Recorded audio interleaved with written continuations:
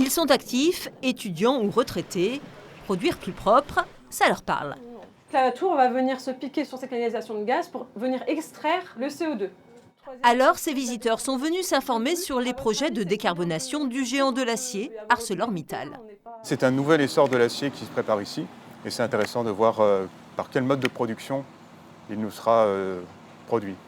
En produisant aujourd'hui 7 millions de tonnes d'acier par an, le site dunkerquois émet à lui seul 7% des rejets de CO2 en France, ce qui fait de lui l'industriel le plus polluant. D'ici 2030, Arcelor doit réduire de 35% ses émissions de CO2.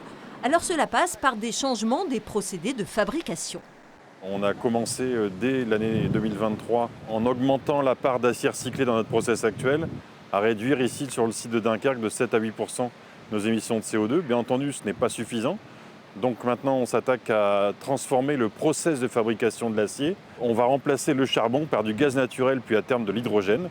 Pour une tonne d'acier produite, on émettra 0,5 tonnes de CO2. Coût de l'opération, 1,8 milliard d'euros, dont des aides de l'État. Le public, lui, peut remonter ses suggestions via la Commission nationale du débat public. Ce genre de visite, c'est à la fois de l'information, puisque les gens voient ce qui se passe, mieux comprendre, et puis c'est aussi des échanges.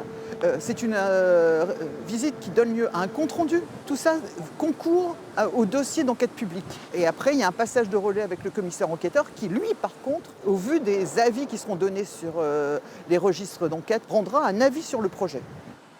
On voulait voir à ce que l'activité de l'usine s'aligne avec la philosophie du territoire, avec le développement durable et les projets à venir. Et on voit très bien que ça avance et on va dans la bonne direction.